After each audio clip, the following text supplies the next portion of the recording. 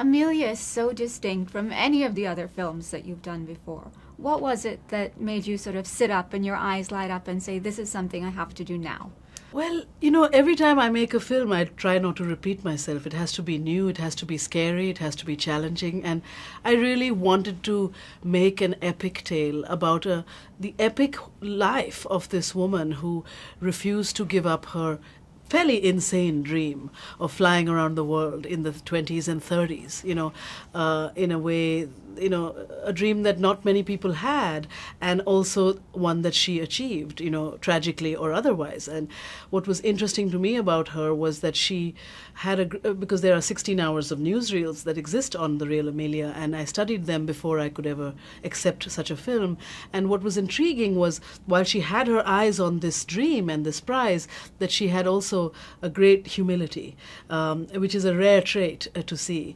And I liked that, and I wanted to be in her company as I tried to find what really made her tick. And as you went through your research looking at her character, I mean, she's so sort of larger than life, and we really got some insight into her persona. So how true to life was the film's depiction, based on the biography I know was based on the Susan Butler book in part, East in the Dawn? Well, Anna Hamilton Fellon, the writer, is a real devotee of Amelia. She even owns some of Amelia's fashion and her luggage. And she's really been inspired by Amelia since she was a little girl. And so for us, it was very important to find the flesh and blood behind the enigma. And besides Susan's extraordinary book, we actually went into Amelia Earhart's own writings. And for me, that was a huge window in how she thought, in her humor, in how she, what she spoke about flying. For she said, flying annihilates distance. Flying makes me see the world. Flying, the lure of beauty is the lure of, she said, the lure of flying is the lure of beauty. This idea of, wanting that beauty in her life, but also achieving it through this adrenaline that she felt, this ecstasy that she felt in the sky. For me, that's exactly what happens now when you have a dream. I think Amelia's example makes us feel that we can achieve that dream. Everything about you is a menace. Spoken by a man who should know. And I think that's in part what makes her so fascinating today. She still has that enigma, and she still has that sort of vicarious quality about her that makes people want to reach for the stars. And Hilary Swank was uncanny in her appearance. Tell me, in your own words, in your own opinion, what did she bring that was unique and distinct to the character?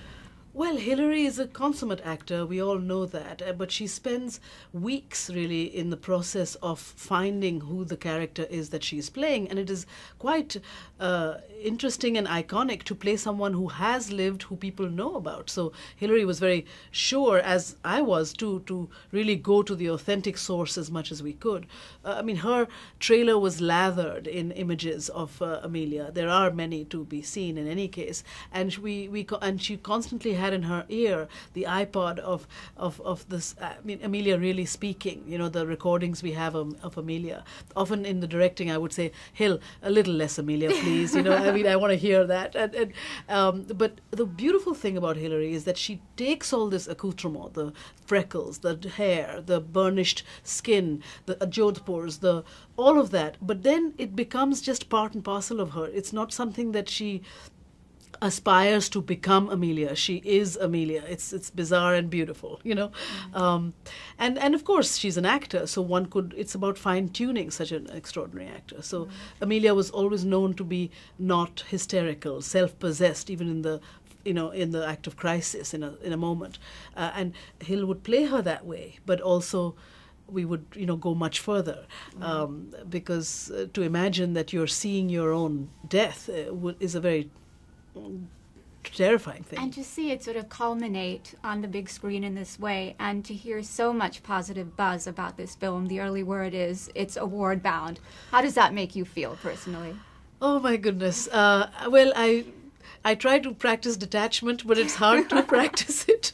And I have to say that it's a great relief, because it was an epic endeavor, and I wanted to make an epic, and it took a lot. It's actually by far the hardest film for me and my film family to have achieved. And I feel pleased about it, and I'm so grateful that the buzz is good and that people are getting this from, because I really think Amelia, in pursuing her dream, has given us the right today to pursue our dreams. And I hope that the film helps towards that. The film is fascinating. Congratulations. Thank you Mira so Nair. much. Thank you so much. Thank you.